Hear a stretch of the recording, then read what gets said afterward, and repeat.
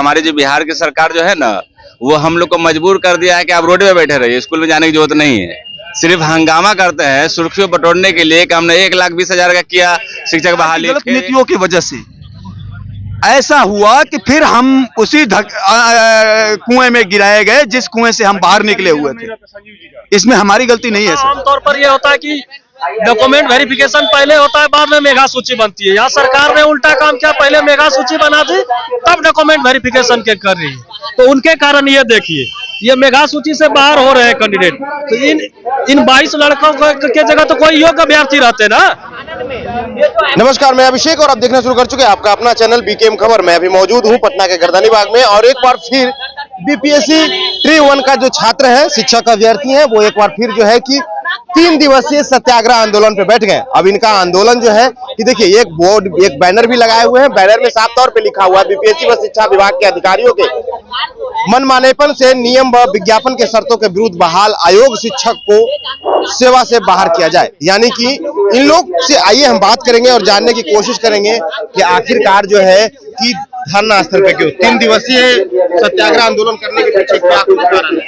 हमारा 3 दिवसीय सत्याग्रह आंदोलन के पीछे एक ही कारण है, जो अयोग्य शिक्षकों की बहाली हो गई है, उनके जगह पर उनको हटाकर योग्य शिक्षकों को मिलाकर फ्रेश गाइडलाइंस जारी कर दी। होता आमतौर पर यह होता है कि डॉक्यूमेंट वेरिफिकेशन पहले होता है, बाद में मेगा सूची बनती है। यहाँ सरकार ने उल्टा काम किया, पहले मेगा सूची बना दी तब डॉक्यूमेंट वेरिफिकेशन के कर रही है। तो उनके कारण ये देखिए, ये मेगा सूची से बाहर हो रहे हैं कैंडिडेट। तो इन 22 लड़कों के जगह तो कोई योग्य अभ्यर्थी रहते ना। तो सरकार के गलत नीति का शिकार है हम। हमारी एक ही मांग है कि डॉक्यूमेंट वेरिफिकेशन के कारण, अयोग्यता के कारण और ड्रॉप आउट के कारण जो भी सीट खाली हो रहा है, उस पर फ्रेश रिवाइज मेरिट लिस्ट जारी हो बीपीएससी टीआरई 1 के लिए। और सरकार की गलत नीति के चलते हम रोड पर बैठे हुए हैं, नहीं तो हम भी आज स्कूल के बोर्ड पर होते और कहीं पा रहे होते। हर जिले से देखिए, ये दरभंगा से लिस्ट आया है, ये औरंगाबाद से लिस्ट आया है।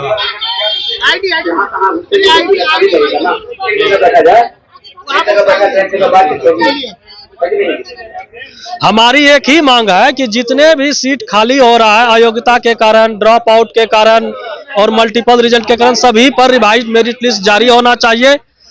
और हर जिले से सीट खाली हो रहा है। ये सरकार की गलत नीति के कारण हम लोग रोड पर बैठने को मजबूर है। हमारी मांग को सरकार सुने। क्यों आप लोग 3 दिवसीय सत्याग्रह पे क्यों चले गए? सर, हम लोग इसलिए हम लोग 3 दिवसीय सत्याग्रह धरना पे बैठे हुए हैं सर। ये सत्याग्रह हमारा आंदोलन है, एक शिक्षक, योग्य शिक्षक अभ्यर्थी संघ के द्वारा। ये हमारा आंदोलन का मेन मकसद यही है सर कि हम लोग टीआरई 1 कंप्यूटर साइंस के स्टूडेंट हैं। कंप्यूटर साइंस में हम लोगों ने जो है कि पहले 19 में क्वालिफाइड हुए, टेस्टी पास किए। उसके बाद जो है कि हम लोग ये गवर्नमेंट्स की मंशा के वजह से जो है फिर बीपीएससी के जैसे एग्जाम में ढकेले गए। बीपीएससी एग्जाम में जब हम लोग आए, बीपीएससी का भी एग्जाम हम लोगों ने क्वालिफाइड कर लिया और उस चीज को हम जो है कि फुलफिल करते हैं। अपने जो योग्यता उन लोगों ने जो डिसाइड हुआ था बीपीएससी के द्वारा, हम लोगों का एक ही मांग है सर, जो फर्जी हुए हैं, जो बंदे फर्जी जो है लड़के, जो कैंडिडेट हमारे सीटों पे जो अधिकार जमा चुके हैं, उनके अधिकारी हम हैं सर। आप जो है कि उस जगह पे जितने भी गलत अनएलिजिबल कैंडिडेट बाहर निकल रहे हैं, उसको पब्लिकली आप जो है कि बीपीएससी के आयोग पे आप डालिए उस चीज को कि इतने आप शिक्षा विभाग से मांगिए सर। शिक्षा विभाग क्यों नहीं दे रहे हैं? शिक्षा विभाग को देना चाहिए ना ये सब सर। अतुल प्रसाद सर बोल रहे हैं कि हमें शिक्षा विभाग नहीं दे रहा है। शिक्षा विभाग बोल रहे हैं कि बीपीएससी आयोग जो है कि हमें हमारा सपोर्ट नहीं कर रहा है। उसके बीच में सर हम पीस रहे हैं। ये कहाँ का अन्याय? ये सर हम लोगों के लिए अन्याय हो रहा है ना। ये हम लोगों के लिए अन्याय है सर। नौकरी की बात है सर।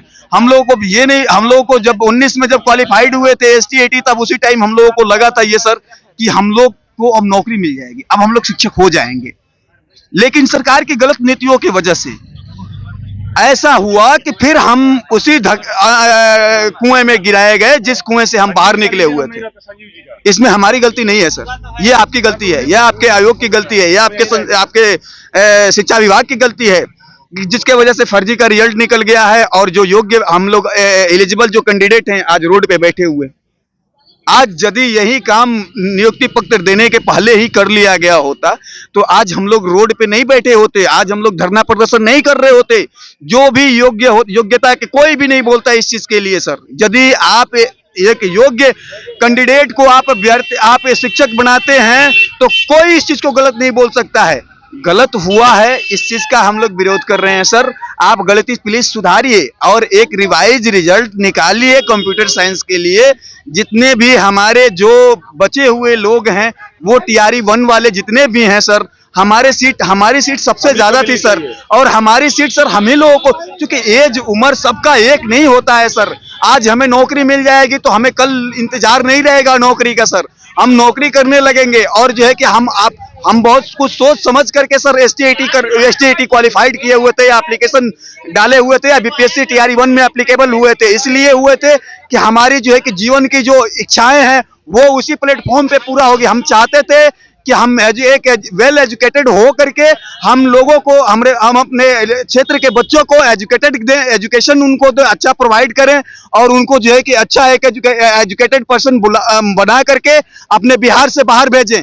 लेकिन सरकार की ऐसी मंशा नहीं है सर, ऐसा लग भी रहा अभी। अब तो हम लोगों को बिल्कुल ही लगने लगा ये बात, कोई सपोर्ट नहीं है सर। गोंगी बारी क्या हम बोले सर, गलत जो है कि मुंह से बहुत सारा कुछ ऐसा निकलेगा, लेकिन सर अपने जुबान पे मैं कंट्रोल करते हुए सर मैं सरकार से एक ही लास्ट में मांग, और अपने शिक्षा विभाग और बीपीएससी आयोग से हम लोगों को ऐसा उम्मीद नहीं था सर।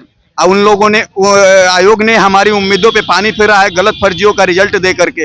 अभी भी आप सुधार हो सकता है सर, सिस्टम से डिजिटली सब कुछ होता है सर। आप यदि आपके कोई एम्प्लॉय या कोई भी नहीं कर रहा है सर, हम लोगों को बुलाइए ना, हम लोग सिस्टम पे बैठ के कर देते हैं आपका पूरा डेटा।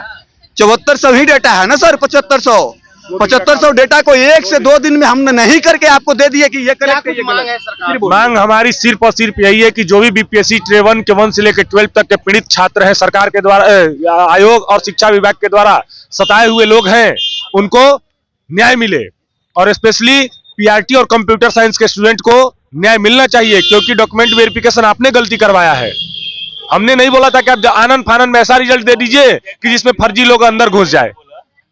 ये तो इसलिए आप एग्जाम इसलिए लेते हैं कि भविष्य के जो टीचर बने वो बिहार के भविष्य को वहां पे ले जाएं जहां पे हर एक माँ बाप का उम्मीद होता है कि मेरा बेटा पढ़ लिख के एक अच्छे लेवल पे पहुंचे। तो जी हाँ सर। क्यों आप लोग 3 दिवसीय सत्याग्रह आंदोलन कर रहे हैं? ये क्यों कर रहे हैं वो तो पहले से भी आप लोग को पता है, और फिर दोबारा ये बता देना चाहते हैं कि ये हमारी जो बिहार की सरकार जो है ना, वो हम लोग को मजबूर कर दिया है कि आप रोड पे बैठे रहिए, स्कूल में जाने की जरूरत नहीं है।